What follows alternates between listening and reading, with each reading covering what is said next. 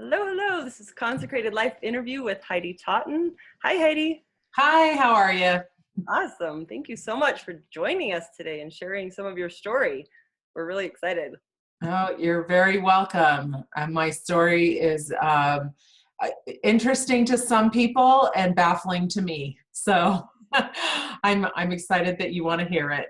I really do want to hear it. And actually, all the people that I've chosen for this were specifically because I've watched them. Like, I don't remember how I first found you. It was years ago. And I saw something about your homeschool book and this and that. And so I followed that and I've watched you grow. And I remember seeing 100 Humanitarians pop up, and I joined the group like the first day you did it. And I was like, wait, I thought she did homeschooling stuff.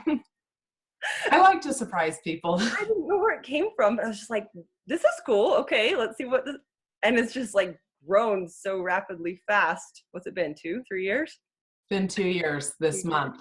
Like insanely fast. And I just love what you're doing. And Thank you. Continue with you one day. So I'm excited for you to share a bit about what you've gone through and this journey of really trying to follow where your soul wants to go, where God wants you to go. And even when it's hard and when you don't have any clue how it's all going to work out, and having the faith and staying the course to be able to make it come to pass. And I think it's a beautiful gift. Well, thank you. Awesome. Okay, so give us a little bit about you, where you're from, what do you do, what are you passionate about? Okay. Well, originally I grew up in Phoenix, Arizona, but my parents were divorced, and so I spent my summers in Utah. So I was a snowbird long before I ever reached an age where being a snowbird was appropriate. And so I never spent my summers in Phoenix. I spent them in Utah. And it was really interesting to have that different perspective on life. So completely different cultures. I grew up in inner city Phoenix, went to an inner city high school, and then would spend my summers in kind of rural Provo, Utah, where I could climb cherry trees and swim in ditches and run through sprinklers and basically roam the entire town. And my stepmom didn't really care where we went as long as we took our little sister with us. So I actually am an only child or an oldest child or a middle child, depending on which of my stepsisters are in the room. So I think that kind of explains why I have so many identity crises, because I don't know what my birth order is. And so sometimes I really am an only child and kind of a maverick. And, when I'm with my little sister, I'm bossy sometimes if she lets me. And then when I'm with my older sister, she's definitely the oldest. So it's been really interesting to grow up in two split worlds. And, my family was not religious growing up. My mom was not religious. My dad is not religious now. And so for me, it was my own journey and my own faith walk to choose what I wanted to believe and how I wanted to live my life. And my parents were really great about letting me make those decisions.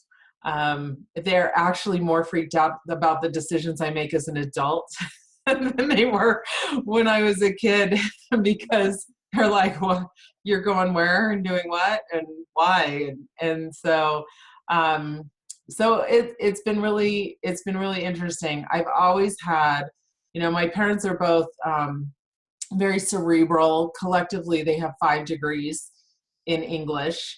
And my first step into I might be different from my parents came when I was in college, and I was at BYU. I was majoring in English, and about halfway through I said, this is horrible.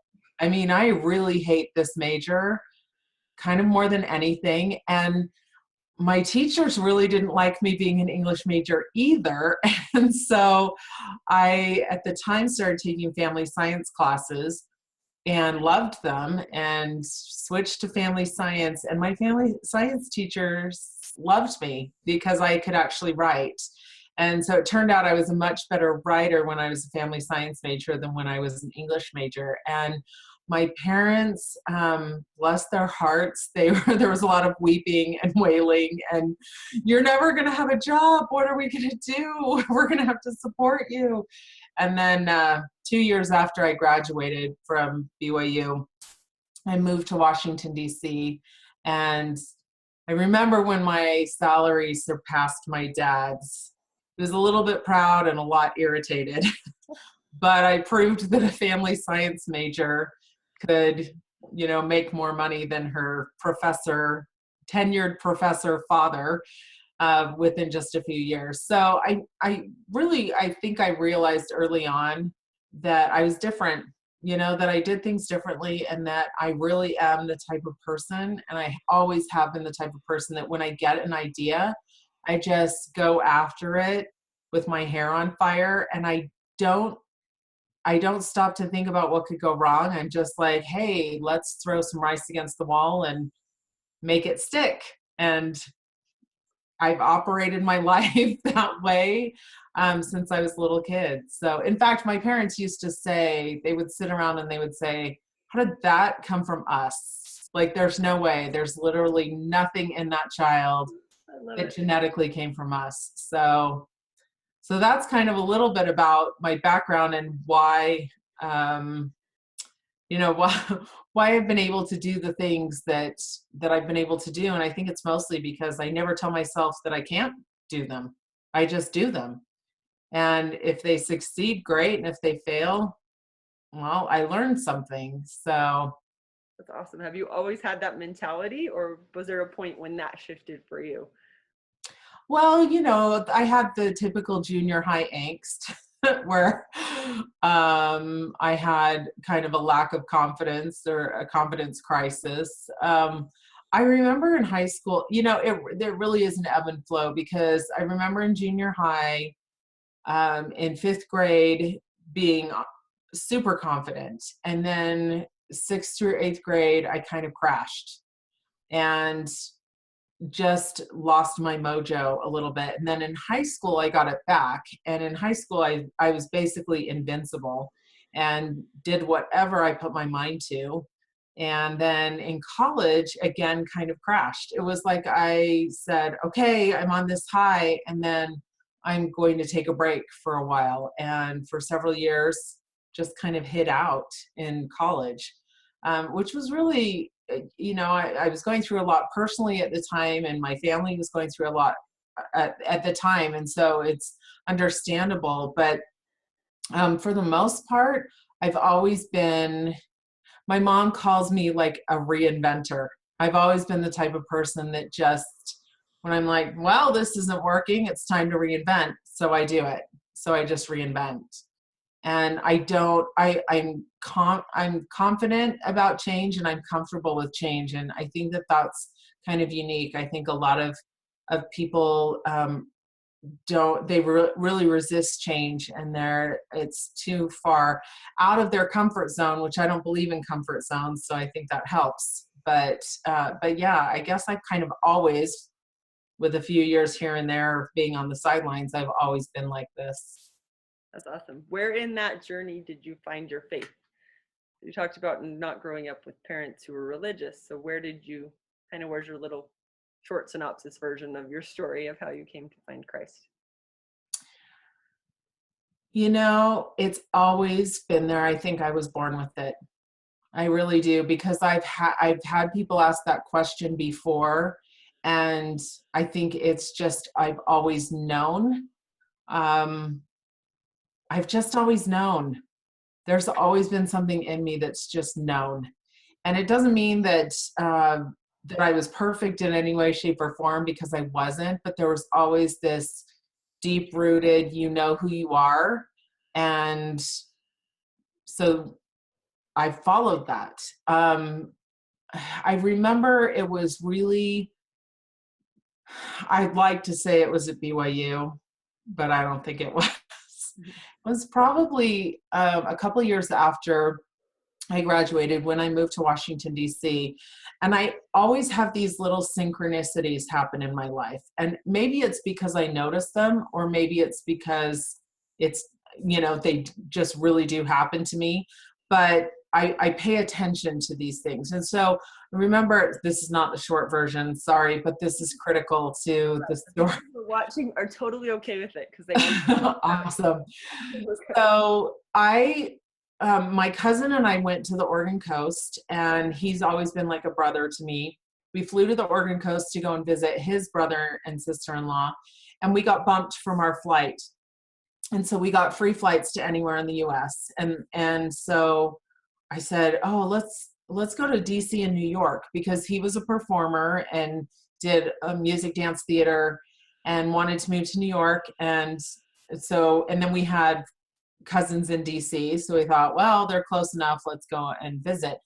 And he kept saying, well, maybe you could just move to New York with me. So I was looking at that. And so we flew to the East Coast, and I could handle New York for about 3 days. And then I thought I was going to throw up from the 800-year-old Chinese food smell. And I said, I can't do this. But I loved Washington, D.C., and I loved the trees and the green, and it was just a different vibe. And really, during that time, it was in the late 90s. And so the .com era was starting, and there was just a lot of technology coming into play. And so I remember it was in January of 1997. So it was 20 years ago.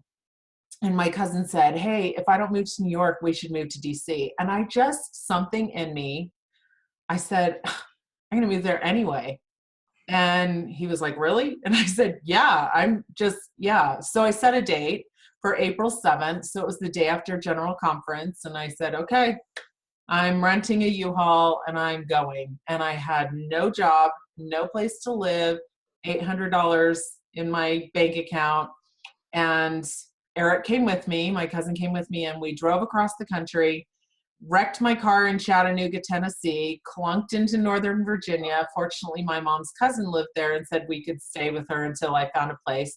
And then the next day I went and signed up with a temp agency and was like, okay, here I am. What was interesting was that first Sunday I went to church. My friend Cheryl was there, so she was the only person that I knew in that ward, in that congregation. And she was planning a huge conference for young single adults. She introduced me to a guy named Brian, and Brian was the Institute Council president, and he was this kind of quiet, shy Japanese guy that had been raised. He was an only child, so he was pretty quiet and reserved. But it turned out that he lived around the corner from me and worked across the street from me.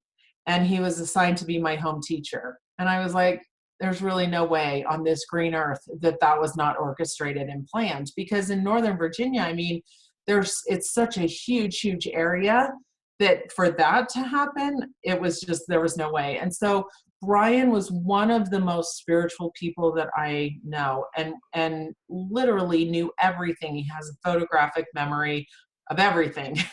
And every Wednesday we would have lunch, and he would sit and we would just talk for an hour about doctrine.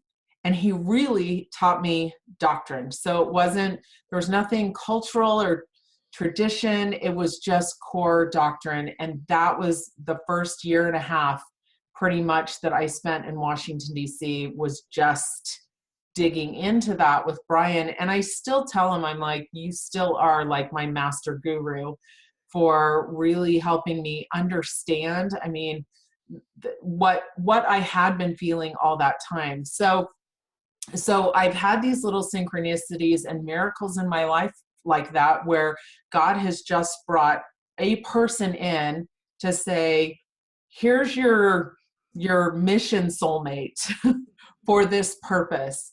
And they're going to teach you everything I need you to know.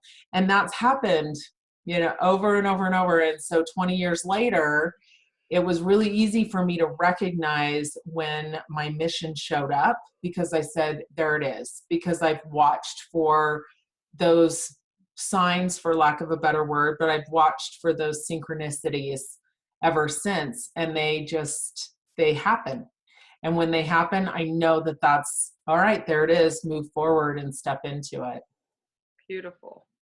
So at this point, obviously it has room to expand with whatever God throws at you next, but what is your mission and your purpose? What is it that you feel called to create and to serve and to do on this planet? Well, oddly, I did a complete 180 from my major, of family science, and I went into technology and I went into technical recruiting. And I realized at the time, I mean, I was recruiting technical teams all over the world. So really what I was doing was I was developing my networking skills and my connection skills and, bringing this all together. And so when I first went to Kenya about a little over 2 years ago, I had no desire at all whatsoever to go to Africa ever, not anywhere on the continent. I wanted to go to about 50 different countries. Africa, any country in Africa was not one of them. And it's funny because I hear people say all the time, oh my gosh, I wanted to go to Africa my whole life. I'm like, really? I didn't. And they're shocked. And I'm like, I know. Yeah. I had no desire. It was peer pressure. And literally, I just had a group of friends that were like, come to Kenya with us. And I was like, I don't even know where that is. East, west, I don't even know. I mean, it was so off my radar. I'm like, why don't we go to Europe? I mean, really? Like, what? And I think, I don't love the heat and I don't love dirt and bugs. I don't even like camping. So I was really like, why would I go? And so I kept putting it off and kept putting it off. And finally I was like, okay, I will go and maybe it will shut them up. Literally, like, so that's what's so funny is that I was like, and I remember a few days before leaving, looking at the map going, oh, East Africa. Wasn't there a famine there? Oh my gosh, it's by Ethiopia. Are we going to eat? I mean, I was literally like, I was that whatever about it. And I kept asking my friend who had gone before, she's like, yes, you will eat. Yes, you'll be fine. Yes, so it was just funny. And then the first day that we were there, we flew in to Nairobi and we stayed the night and we stayed at a hotel that had a disco going until 2 a.m. And I was really like, see, this is what I told you. I knew I would hate this country.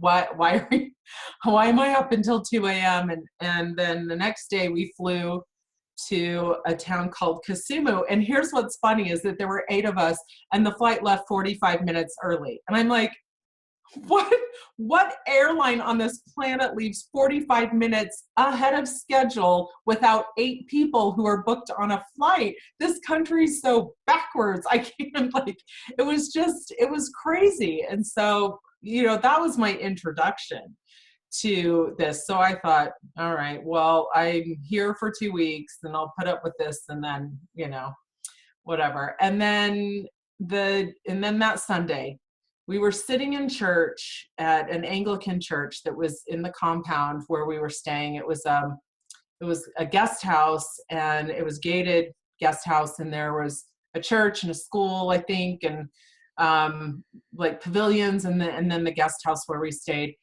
And I was sitting in church and it was so funny because we were playing, we were playing LDS hymns on a keyboard in an Anglican church in Kenya, so we were having fun with that. And one of the Kenyans, and I had started feeling this powerful connection to these people, but I didn't know what it was all about. And it was kind of unnerving. So I was just trying to stay away a little bit, I think. And one of the Kenyans, who's Masai, sat down next to me, and I was taking pictures in the church and taking video and stuff like that. And I remember I turned and I took a picture of him. And when I took the picture, I literally was like, I had one of the most powerful flashback moments of my life where I was like, oh, I know you. I mean, I did not just meet you when I got off a plane yesterday. What is going on? And it was literally I was so unsettled. And I was just like, this is weird. And then I started having that with other people there, where they were so familiar to me, and especially the Masai Tribe, so familiar. And I thought, this doesn't make any sense. I don't know them. I've never met them. I've never really researched this tribe. I don't even know what this is about.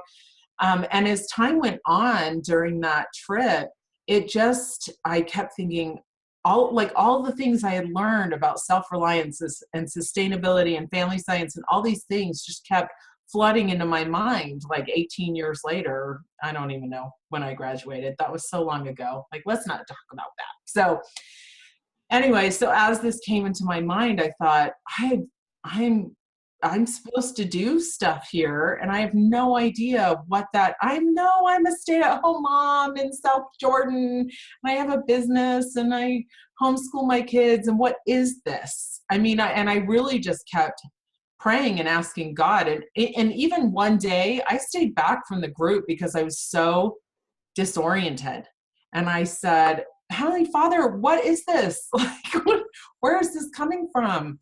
And really, I just felt him smiling, and that was it. There were no answers. It was just, welcome. This is why you're here. Trust and me. Yes. trust me, and you get to experience this. And so when I got home, it took me 8 weeks. I was there for 2 weeks. It took me 8 weeks to feel somewhat normal again after that experience. And by then, I knew that I was going to be doing more work in Kenya. And I knew that my focus was the Maasai. It was so powerful. My connection to the Masai Mara and the Masai tribe was just overwhelming. And of course, since then, in the 2.5 years, I really do need to write a book, because the miracles and the synchronicities, like I talked about, have been so powerful and so life-altering. And the fact that I've spent like 4.5 months there over the last 2 years and have this kind of support, even my husband is like, this is your mission, and my mission is to make sure that you can do this, because this is really important. And I'm like, okay, great. I mean, he doesn't love me, taking off for a month at a time with our daughter and saying, hey, we're going to go and we're going to lead this expedition. We're going to hang out with all of these Maasai warriors that are like in their 20s, that I love and adore. They're my family, but it's weird. I mean, and I acknowledge that it's weird. And I had to go through so much opposition, and I still do. I mean, whenever I take people, I've taken 70 people to Kenya since that first trip. And whenever they're going through the process of getting ready for Kenya, it's massive opposition. And I'm like, yeah, I'm really sorry. Welcome to my world. And after they go and they experience it, they come to me and they're literally like, how are you doing this with all of this opposition? It's like, and they recognize, like, if this is hard on me, it must be absolutely relentless with you. I'm like, yeah, it is. It's nonstop. I am literally under attack all the time, but I also am surrounded by angels and ancestors all the time. And I have people call me all the time and say, I'm supposed to call you and tell you that. And it always has something to do with something spiritual that I needed to know at that time. So I received messages from everybody and everywhere, and that's how I do it. I mean, that was the turning point, was I have to step into this, because I literally went to 5 different friends who do like mentoring and energy work and stuff like that. And I was like, sever this connection, please. I cannot stand it. And they were like, sorry, it's your life purpose. Keep going. Go you. And I was like, geez. And I tried to as well. I prayed, I fasted, I went to the temple. I did everything I possibly could to get out of it. Here I am. So can't get out of it. Fully get into it. Like, cause you talked a lot about how you've been fighting it. I was not supposed to like Kenya. I didn't want to ever go back. And now I'm like living there half of my life almost. whether it's virtually half of your life or Oh yeah, I mean, I pretty much there. like now I don't re-enter. I just like, you know, Yeah. You're just kind there. of stay there mentally too. Yeah. So Yeah. what point was it that you had to, when you decided your head and your heart were both in, like 100% all in, God just help me. Okay, I accept. Well, there were stages to that. The first time was I got out of the shower one Sunday and a voice said, go start a group on Facebook called 100 Humanitarians and I'll let you know why. And I was in a towel and I said, oh, okay. And so I picked up my phone and I started a group, and that's how 100 Humanitarians got started. And it was a few weeks later that the question came into my mind, what is the power of 100 people working on any project in the world to create change, which is really the foundation of 100 Humanitarians. My project is Kenya. And so if I get 100 people working on that project, then what is the power of that 100 people? But my friend Ryan wants to help women transition out of human trafficking in Warsaw, Poland. And I'm like, okay, let's find the other 99 people who can do that with you. So it's still in its infant phases, even though it's big. But I will tell you the turning point. It was so interesting. I worked for an organization where the CEO was a big women's organization that was, that when I really dug in wasn't all that it said it was, which, we've all experienced that. And of course, I mean, we always make things sound bigger than they are, but this was really, was sounded way bigger than it was. But the CEO always said to me that she would take me to Africa. And she told this story about a group of women in Africa under the wisdom tree. And so I would talk to a couple of my friends about it. We all wanted to go to Africa and sit under the wisdom tree with African women. So that was like our big thing, is that we would talk about that. On my second trip to Kenya, it was a scouting trip, and I just went with one other person. And we had gone to one of our friends' housewarming parties, and it was like a big housewarming party. There were men there, men and women, and so I'm pretty sure I was the only white person there at that, and there were hundreds of people. And this was literally, I got off the plane for my second trip to Kenya, went straight out to the Masai Mara and went to this party, and I was a little bit like jet lagged and overwhelmed and going, how did I get here? And so the next day, we went to a Masai baby naming ceremony, and my friend said, well, what are you going to name the baby? And I said, what do you mean? What am I going to name the baby? Doesn't the baby have a name? and they said, no, we want you to give the baby his Masai name. And so I chose his name, and later they were like, I don't think that we, like, Masungu, that's a foreigner white person, has ever chosen a Masai baby's Masai name. And so that was kind of like new. And I started realizing I was having experiences that other people might not have there with this tribe. And that was when I was like, okay, well, I named a Maasai baby, so obviously I need to hang out with these people. After the naming ceremony, we went back to Edith's house, and it was all women. It was the women's party. And it was about halfway through, and of course I didn't understand a single word that they were speaking. When I looked up and I realized I was sitting under a tree with a bunch of African women. And I was like, it's the wisdom tree. Oh my gosh, like, it's the wisdom tree. And I took a picture of it and I sent it. It's actually Becky McIntosh was, if you know her, she was my friend that I always talked about. We were just like, we just want to sit with African women under the wisdom tree. And so I sent her a picture and I said, look, I'm under a tree. Look, I'm sitting with African women. And so that kind of became the catalyst. Is I was like, okay, all these things that I imagined are happening. Okay, were they implanted in my brain, or are they God saying, listen, I'm giving you these experiences so you know why you've been called to these people specifically. And that's what kept happening.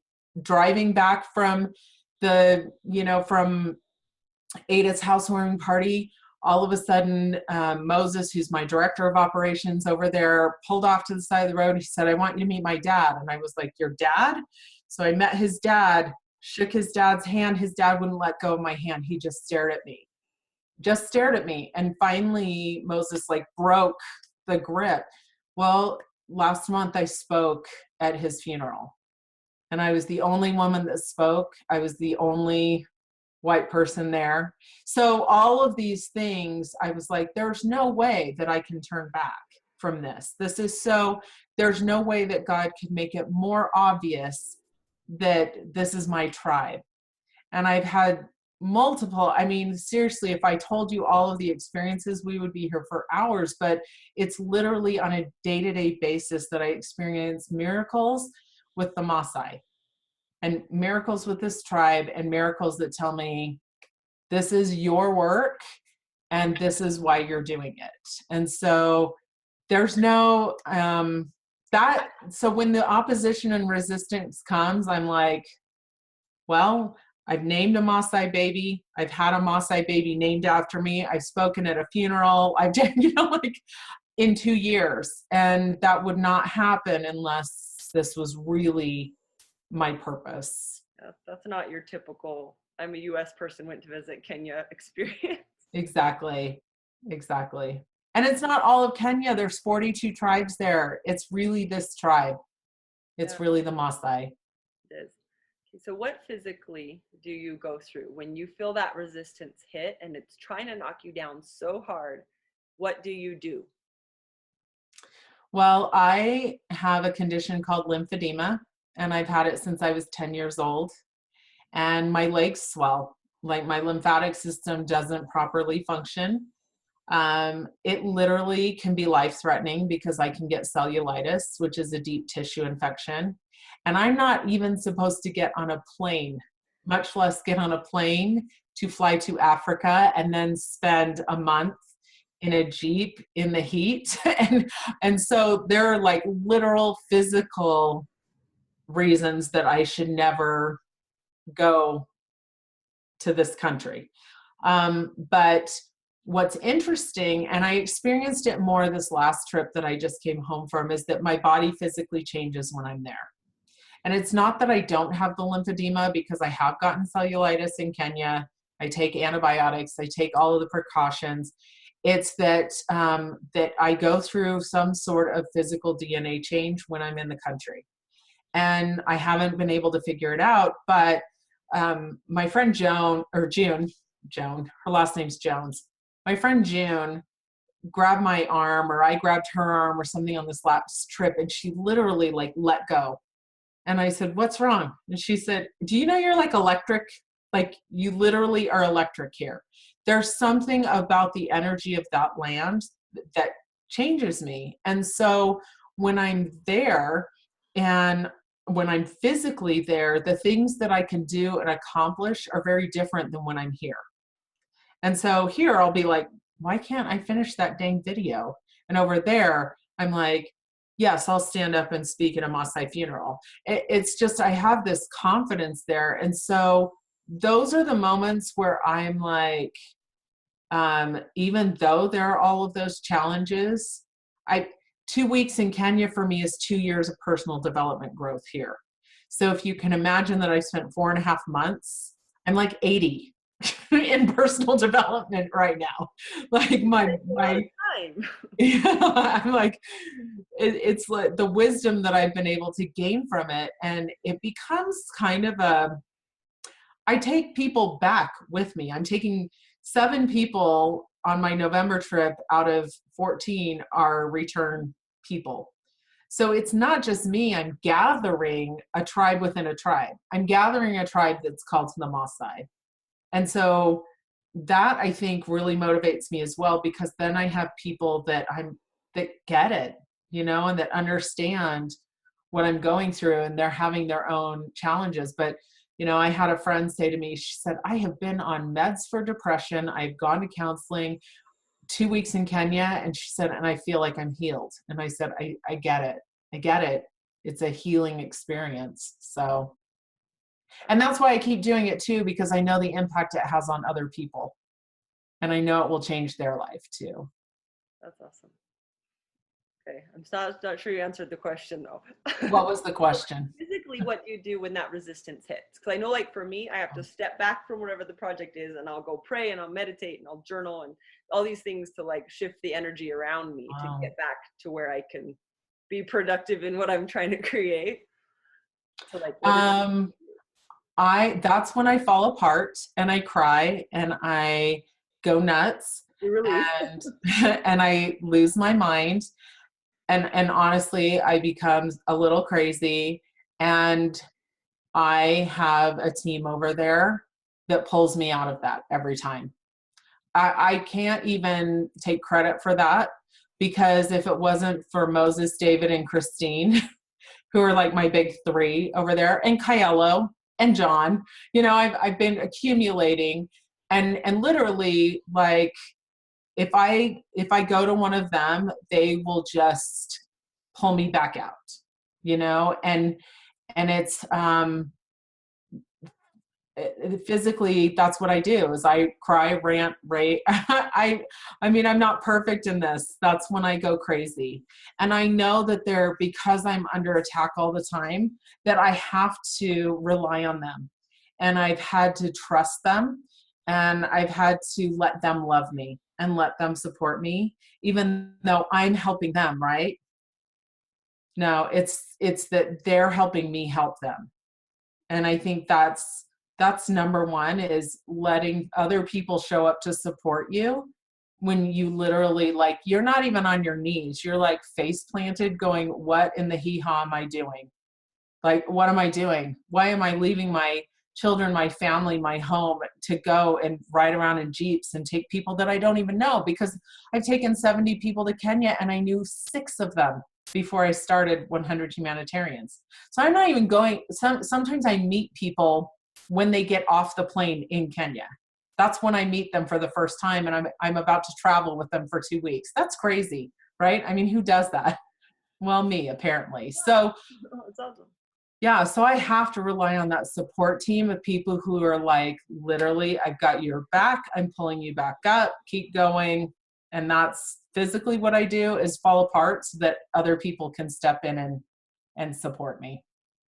Has that been an easy process, or do you feel like for you, the ability to open up and to receive has been like a huge learning? Huge. My 2016 word was receive, because I had to learn. I've always been the doer. I've always been the one that was like, yeah, let's do this, let's do this, let's do this.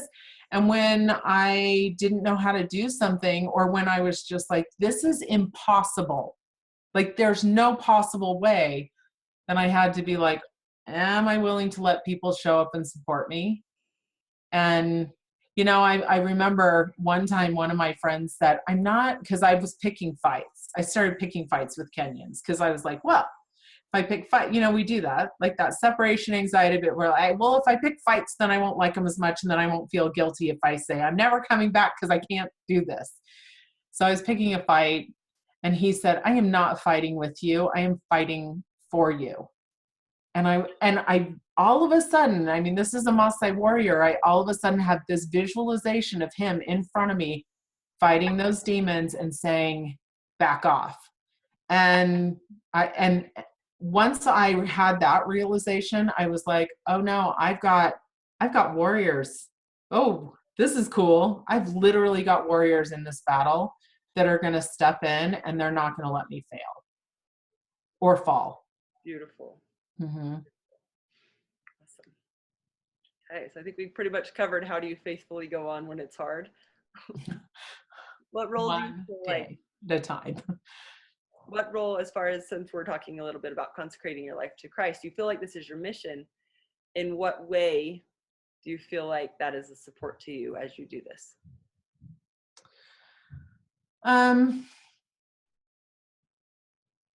I have been able to have experiences where I see the Savior in every person and their humanity. And I tell people when I'm in Kenya, I've always believed in God, but I met him in Kenya. But I met him in all of these people that I'm taking. I met him in the people in Kenya. Like I literally, it's like from Les Mis, to love another person is to see the face of God, right?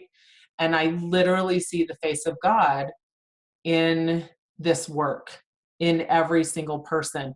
I posted a picture in 100 Humanitarians. It's the cover photo, and I sent it to Abby, who was one of my team leads, and I said, this picture is so powerful because there's mothers, fathers, men, women, grandparents, Black, white, Hispanic, gay, straight. Like this picture of, just 17 people represent children represents humanity. And that we all were on this trip together and all on this journey together to build garden boxes and to teach self-reliance. And that's what I tell people is I'm like, hey, I take homeschoolers, I take healers, I take lesbians, I take men, I take women, I take children, I take, you know, medical professionals, I take energy workers. I mean, I take Mormons, I take, like atheists. I mean, I literally take everyone. And in that, the common experience is the humanity that binds us all together. And really at the heart of that is the Savior, because he is, where 2 or 3 are gathered in my name, there I will be also. Well, we're doing his work, whether it's non-denominational or non-political or not everything, we're still doing his work because we're serving people who literally don't have the skills, don't know how to do this, and we're providing food.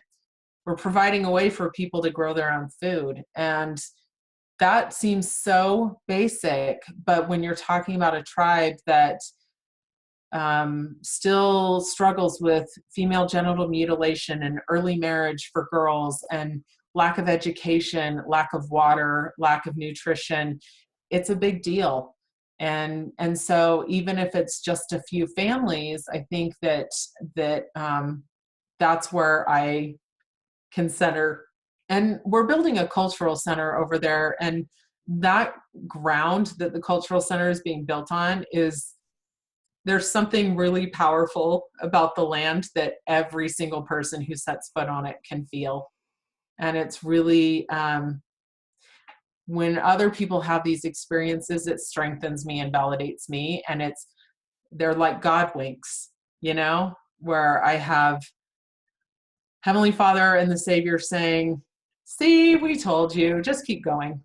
It's in our hands.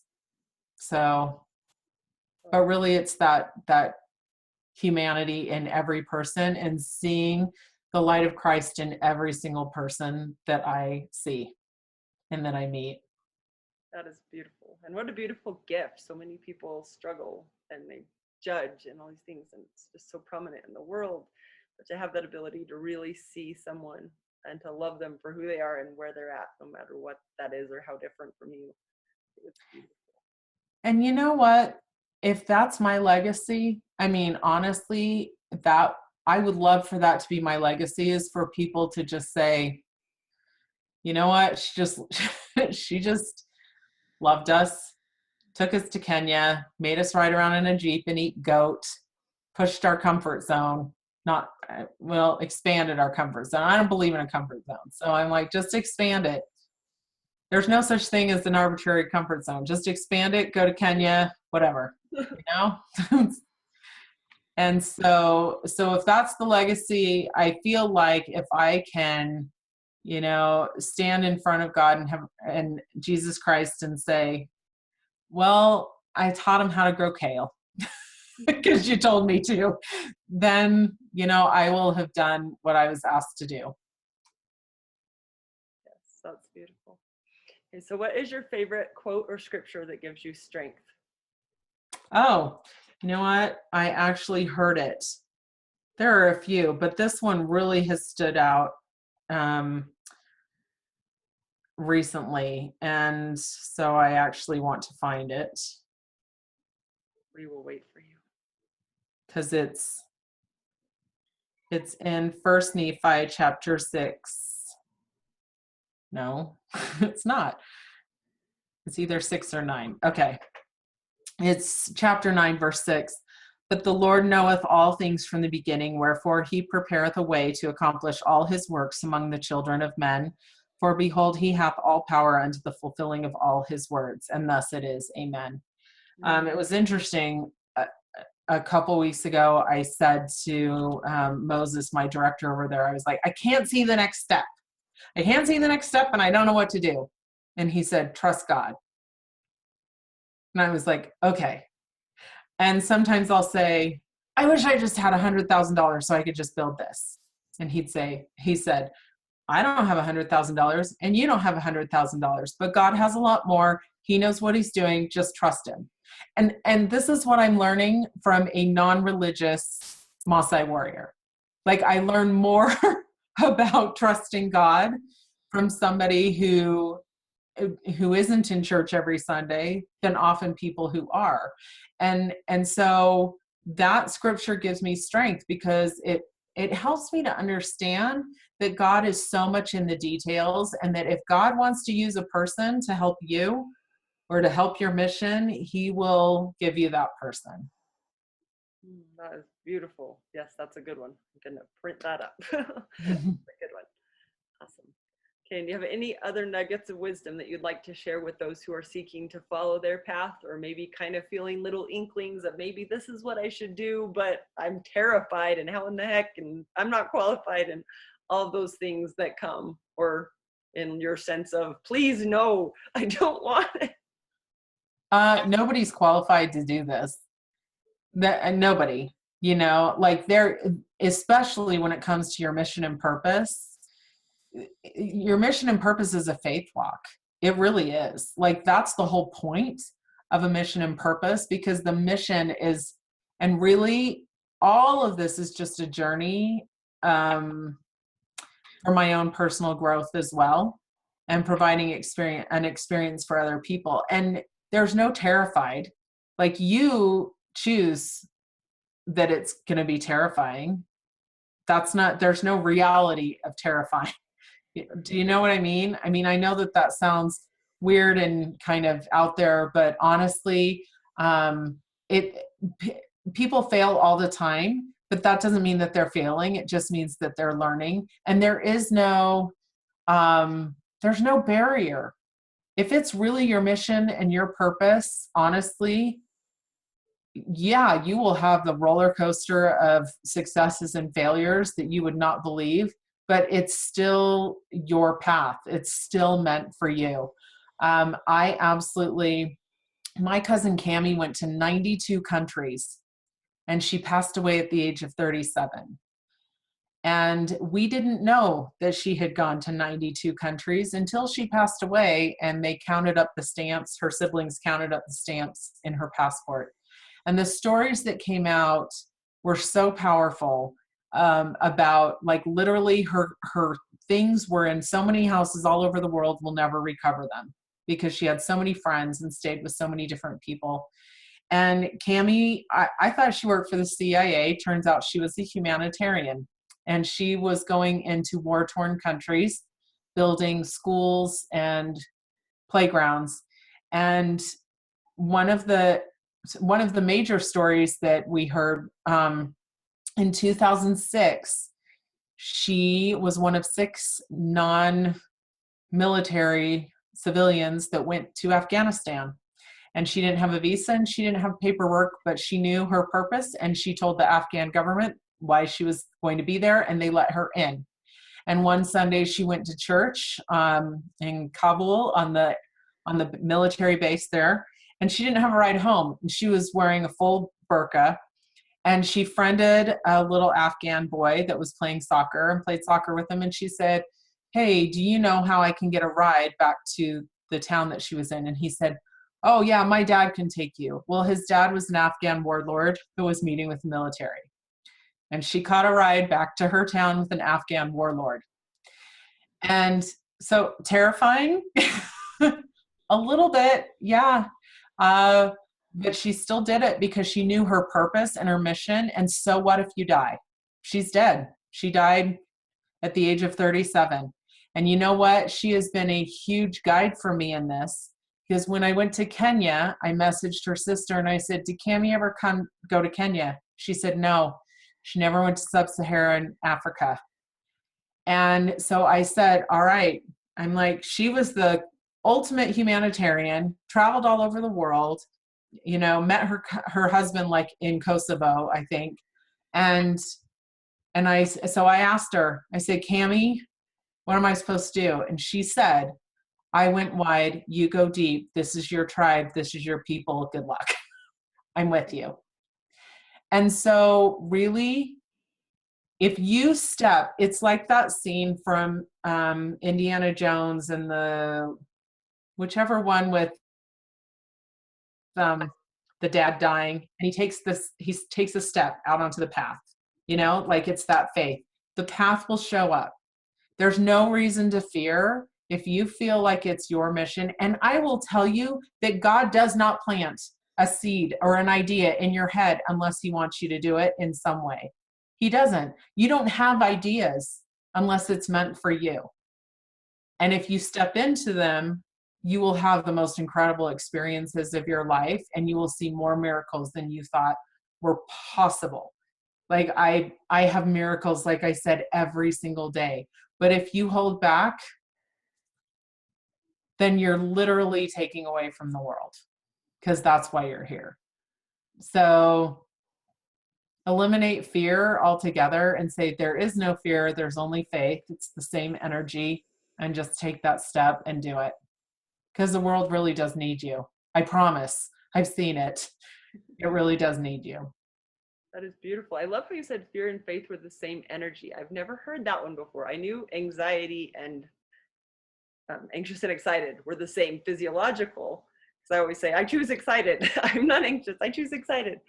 But to realize that fear and faith are the same, that's pretty cool. Faith is believing in something you haven't seen. Fear is believing in something you haven't seen. It's the same thing. Just choose faith. Choose it's a good outcome instead of a bad one. Exactly. Awesome. Yeah. Beautiful. Okay, just for those who are probably wondering out there, Cammie did not die due to the warlord driving her, right? No, she did not. She ended up with three different types of tumors in her breasts. She died of breast cancer after going to 92 countries and being only 37. Yeah. And you know what? I got to tell you something hilarious. When she was in college, she actually sent a letter to, I believe, President Hinckley, demanding that he change the mission age for women to 19 so that they could go early. And he got the response that no, he would not be doing that. She passed away in March, the same year that following October, they announced the mission age change. And I, through tears, started laughing and said, well, Cammie just went to a higher source, because she was that type of person. So I rejoiced that day. It was only 10 years too late for me, but I rejoiced that day. I know. So yeah, I just like to joke. I'm like, well, she didn't get the answer she wanted. So she said, all right, then I'm going to the other side and I'm going to do some work over there. So that was beautiful. Yeah. And I loved right at the beginning when you talked about throwing the rice and making it stick, that was totally a faith thing. You're not, I'm going to throw the rice and hope it sticks or see if it sticks. It was like, I'm going to make it. It's going to happen. It's sticky rice. I'm going to make sure that rice is sticky first. Yes. Awesome. That's beautiful. Okay. So what can we do for you? How can people reach out to you? How can they connect with you? If they want to support 100 humanitarians, or if they want to go to Kenya, what do they do? How do they find you? How do they connect with you? How do they donate? All that good stuff. Well, the most active involvement is the group on Facebook. It's 100 Humanitarians International. I also have a website, 100humanitarians.com, that has, you can't miss it. It asks you to donate all the time. We have a lot of opportunities for people to participate in helping with school fees, with the garden boxes, and teaching self-reliance for families. Days for Girls. We have 2 Days for Girls enterprises that we support and that we've helped to mentor and set up in Kenya. And then building the Cultural Center. The Cultural Center is going to be an educational center that is going to be teaching these families self-reliance so that they can get themselves out of mental, physical, spiritual, and emotional poverty. Because really, just donations aren't going to do that. But my goal is to bring mentors over there. I know a few. And so if I bring mentors and healers and people who are trained in all of these different areas of life to come in, then, it will be able to change the mindset of the tribe. And there are so many visitors. It's the #1 safari destination in the world. So it can have an impact not just on the Masai, but it can also have an impact on all of the millions of people that travel to Kenya every single year. Our focus is to help preserve the oral histories of the Masai, and so that their stories will be told, because when a Masai passes away, the tribe stops talking about that person and the stories are lost. And so even with my Masai father's funeral a few weeks ago, and I can kind of end with this, that in God helping you on your path, when I went to the funeral, I knew that there was something that I needed to specifically see and experience. And when the program was handed out, and I have it right here, the program was handed out to me, and I looked at the picture on the front, and I said, I took that picture. And then I looked at the picture on the back of my Maasai parents, and I said, I took that picture too. It's the only picture in existence of the two of them together. And when I opened the program, it had his story and his genealogy all written out. And I said, thanks for that. That was handy, because I don't know where I would have gotten that otherwise, right? And so that's part of what this cultural center is for as well, is to help the Maasai to preserve the names and to preserve the stories, so that as they change and as we mentor them and as we help them, they still have that foundation of who they are, because they're an absolutely beautiful people and it's a beautiful, loving culture. So that's the best way to get involved. This fall, we've got some concerts. We've got a concert with Lamarty, who's actually a Samburu warrior. He performed with Alex Boye in Circle of Life. Yeah. And so he's coming to the US to do a concert. So really just helping spread the word, donating, $10 a month, $25 a month, whatever, everything. I don't take a salary. Nobody takes a salary from this. It's all entrepreneurs that are utilizing 100 Humanitarians as their humanitarian organization and supporting these objectives. And so everything that people donate goes towards these projects. That's awesome. That's hard to find too, charities that are actually giving all of it rather than 20% or something. Yeah, I actually donate every month to 100 Humanitarians too. So I'm like, I'm actually going in the hole on this. Not really. It gives back to me, but yeah. So everything that we do is you guys know as soon as I know. I don't hold much back from that group. So yeah. Thank you so much, Heidi, for being with us. I'm excited for all these people who are hearing your story and all the ways that we can, united, collectively, be able to help you move this mission forward. You are so welcome. Thank you for having me. It's always fun for me to see what's going to come out and what I feel inspired to share. So thank you very much. It is beautiful. Thank you so much. We'll talk to you later. Thanks. Okay. Bye.